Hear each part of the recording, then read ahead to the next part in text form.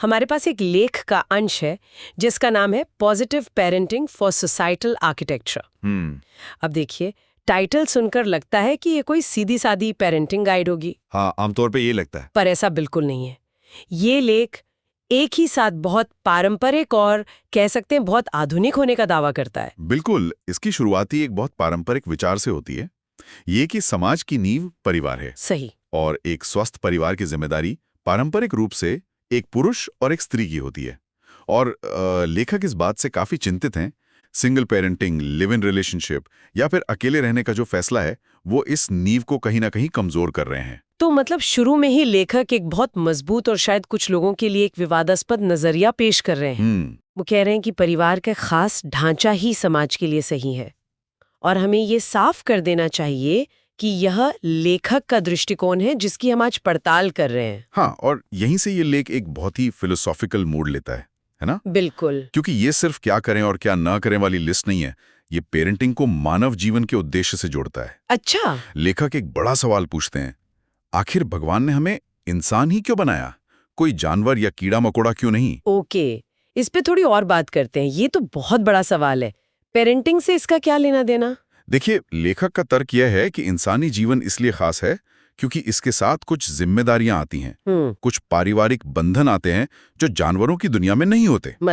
मतलब एक शेरनी अपने बच्चों को शिकार करना सिखाती है ताकि वो जी सकें, लेकिन वो उन्हें ये नहीं सिखाती कि एक बेहतर समाज बनाने में उनकी क्या जिम्मेदारी है। अच्छा। लेखक के अनुसार यही वो फर्क है जो इंसानी परवरिश को सिर्फ एक बायोलॉजिकल प्रोसेस नहीं बल्कि एक नैतिक कर्तव्य बनाता है। यानी अगर हम परिवार बनाने और उसे चलाने की जिम्मेदारी नहीं उठाते तो हम उस खास अवसर का अपमान कर रहे हैं जो हमें इंसान के रूप में मिला है। सही पकड़ा। ये तो आज की जो पर्सनल फ्रीडम और माई लाइफ माई चॉइस वाली डिबेट है उससे बिल्कुल अलग दिशा में जाता है। बिल्कुल, ये एक बहुत ही मजबूत नैतिक स्टैंड है। लेखक का मानना है कि इन जिम्मेदारियों को निभाकर ही हम अपने जीवन को सार्थक बना सकते हैं। और यहीं से वो टॉक्सिक पेरेंटिंग के समाधान पर आते हैं। वो कहते हैं कि समस्या की जड़ ये है कि हम पेरेंटिंग को एक काम या बोझ की तरह देखते हैं, जबकि इसे एक बड़े उद्देश्य का हिस्सा समझना चाहिए। एग्जैक्टली। ठीक है, तो ये तो हुई समस्या और उसका दार्शनिक आधार, पर इसका प्रैक्टिकल सोल्यूशन क्या है? इस सोच को रोजमर्रा की जिंदगी में कैसे उतारा जाए? लेख एक बहुत ही पॉजिटिव समाधान देता है। वो कहते हैं कि अगर हर पुरुष और स्त्री शादी को सिर्फ दो लोगों का मिलन ना समझें, तो फिर क्या समझें? बल्कि इसे एक नई यात्रा की शुरुआत माने, एक ऐसी यात्रा जिसमें उन्हें भविष्य के समाज को बनाने का एक प्रोजेक्ट मिला है। तो पूरा नजरिया ही बदल जाएगा। भविष्य बनाने का प्रोजेक्ट, ये सुनने में बहुत बड़ी बात लगती है। और इस प्रोजेक्ट का सबसे जरूरी हिस्सा तो बच्चे होते हैं। उनके बारे में क्या कहा गया है? बच्चों के बारे में सोच बदलने पर सबसे ज्यादा जोर है। पहला और सबसे बड़ा बदलाव है बच्चों को पैसे कमाने की मशीन या अपनी अधूरी इच्छाओं को पूरा करने का जरिया ना समझें, बल्कि उन्हें एक बुद्धिजीवी, एक अच्छा और योग्य इंसान बनाने पर फोकस करें। और इसका तरीका है दोस्ती। ये सुनने में तो बहुत अच्छा लगता है, लेकिन क्या दोस्त बनने की कोशिश में माता-पिता अपनी अथॉरिटी खोने का खतरा नहीं उठाते? मतलब अनुशासन और दोस्ती के बीच की लाइन तो बहुत धुंधली हो सकती है। ये बहुत अच्छा सवाल है। यहाँ दोस्ती का मतलब ये नहीं है कि कोई नियम कानून ना हो। अच्छा। दोस्ती का मतलब है कि रिश्ते का आधार डर नहीं बल्कि विश्वास हो। विश्वास। लेख में एक लाइन है, जब भी उनकी आंखें हमें ढूंढें तो हम उनके सामने हों। इसका मतलब सिर्फ फिजिकली मौजूद होना नहीं है, इमोशनली अवेलेबल होना। बिल्कुल। बच्चा जब डरा हुआ हो, कंफ्यूज्ड हो, तो उसे पता होना चाहिए कि वो अपने माता पिता के पास आ सकता है और उसे लेक्चर नहीं, सपोर्ट मिलेगा। वो एक दोस्त के पास जा रहा है, किसी जज के पास नहीं। और शायद जब ये विश्वास बन जाता है तो अनुशासन थोपना नहीं पड़ता, वो अंदर से आता है। सही बात। बच्चा आपकी बात इसलिए नहीं मानेगा क्योंकि उसे सजा का डर है, बल्कि इसलिए मानेगा क्योंकि वो आपके रिश्ते का सम्मान करता है। एग्जैक्टली। और दोस्त बनने का ये मतलब नहीं कि आप बस उनके साथ खेलें। इसका मतलब है उनकी दुनिया को समझना, उनकी भाषा में सोचना। इसी को लेखक एक दिलचस्प नाम देते हैं, जेन ज़ी पेरेंटिंग। वाओ, जेन ज़ी माता पिता, ये तो मैंने कभी नहीं सुना। तो इसका मतलब क्या ये है कि 50 साल के माता पिता को भी टिकटॉक ट्रेंड समझने होंगे? नहीं, टिकटॉक समझना जरूरी नहीं है, लेकिन अपने बच्चे की दुनिया को खारिज न करना जरूरी है। अच्छा। लेखक सवाल करते हैं कि अगर बच्चे जेनजी हैं तो माता पिता की सोच पुरानी सदी की क्यों हो।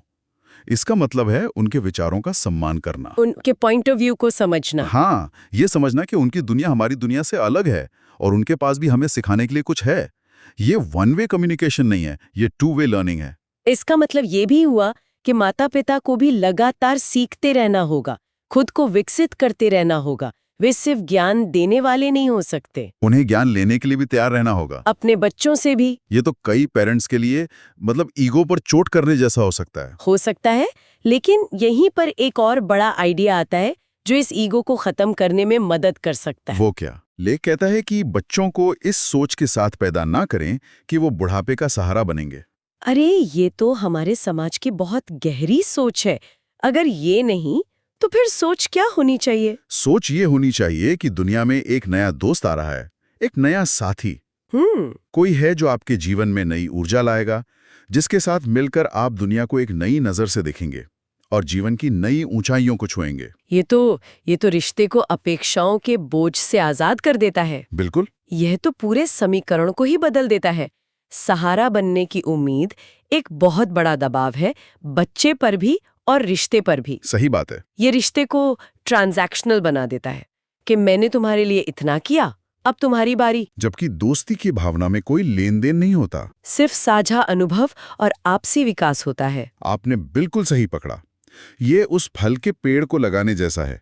आप पेड़ इसलिए नहीं लगाते कि बुढ़ापे में आप उसके तने का सहारा लेकर खड़े होंगे।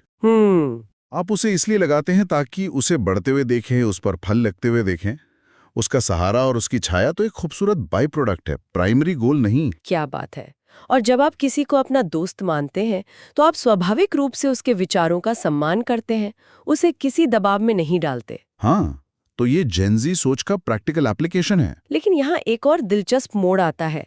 इतनी सारी जिम्मेदारी और दोस्ती निभाने की बात करने के बाद लेखक अचानक सब कुछ नियति पर छोड़ देते हैं। हाँ, और ये शायद इस लेख का सबसे हैरान करने वाला लेकिन माता पिता के लिए सबसे सुकून देने वाला हिस्सा है। वो कैसे? उनका मानना है कि हर रचना का एक उद्देश्य होता है और हमारे बच्चों को जिस भी मुकाम तक पहुंचना है वो पहले से तय है। तो मतलब अगर बच्चा मैथ्स में डी ग्रेड लाता है तो माता पिता को टेंशन लेने की बजाय ये सोचना चाहिए कि शायद इसकी नियति एक महान कलाकार बनने की है। हाँ, एक तरह से हाँ।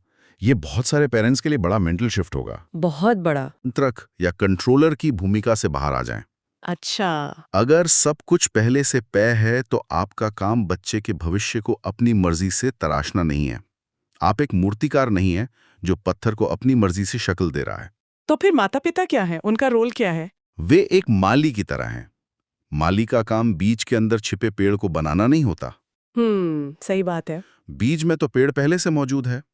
माली का काम तो बस उसे सही मिट्टी, पानी, धूप और एक प्यार भरा माहौल देना है ताकि वो बीज अपनी पूरी क्षमता के साथ खुद ब खुद विकसित हो सके। बिल्कुल। लेखक का मानना है कि अगर ये समझ आ जाए तो टॉक्सिक पेरेंटिंग शब्द की जरूरत ही नहीं पड़ेगी। क्योंकि टॉक्सिक पेरेंटिंग अक्सर तभी पैदा होती है जब माता पिता अपनी अधूरी इच्छाओं, अपने डर और अपनी अपेक्षाओं का बोझ बच्चे पर डाल देते हैं। लेकिन अगर वो ये मान लें कि बच्चे की अपनी एक नियति है तो वे इस बोझ को डालने से खुद को रोक सकते हैं और फिर वे उस प्रक्रिया का, उस यात्रा का आनंद ले पाएंगे, बच्चे को बढ़ते हुए देखने का, उसके व्यक्तित्व को खिलते हुए देखने का। वे बस बैठकर एक आविष्कार को घटित होते हुए देखेंगे, जैसा कि लेखक की आखिरी पंक्तियों में कहा गया है। ना दें अपने बच्चों पर पढ़ाई और सबसे आगे निकलने का दबाव, बस जी लेने दें उन्हें खुले आसमान के नीचे और फिर देखें उनका आविष्कार। ये पंक्तियां पूरे लेख का सार हैं। बिल्कुल। तो आज की इस चर्चा से जो सबसे बड़ी बात समझ में आई वो ये नहीं कि पेरेंटिंग के ये 4 या 5 नियम है, नहीं, बल्कि सबसे स्ट्राइकिंग बात ये है कि ये लेख एक hyper modern Gen Z parenting style को एक बहुत ही पारंपरिक, लगभग कंजर्वेटिव सामाजिक कर्तव्य की नींव पर बनाने की कोशिश करता है। हाँ, ये कहता है कि आप एक के बिना दूसरा हासिल नहीं कर सकते और आज के समय में ये एक बहुत ही प्रोवोकेटिव आइडिया है। सही। अगर हम इसे बड़े परिप्रेक्ष्य से जोड़ें तो ये हमें परंपरा और आधुनिकता के बीच संतुलन बनाने के बारे में सोचने पर मजबूर करता है। क्या ये मुमकिन है कि हम सामाजिक संरचना के कुछ पारंपरिक रूपों जैसे परिवार को बनाए रखें, लेकिन उनके भीतर के संबंधों को पूरी तरह से नए, प्रगतिशील और बराबरी वाले तरीकों से परिभाषित करें। हाँ, ये लेख इसी संभावना की ओर इशारा करता है। सही बात है। और ये हमारे श्रोताओं के लिए एक विचार छोड़ जाता है। इस लेख में ये माना गया है कि बच्चों का भविष्य पूर्व निर्धारित है और माता-पिता का काम केवल एक सकारात्मक माहौल देना है।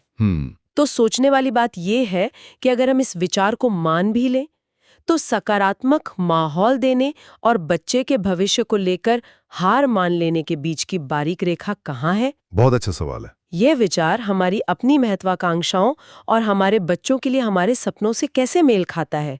और क्या हम सच में ये स्वीकार कर सकते हैं कि अंत में सब कुछ हमारी कोशिशों से परे पहले से तय है?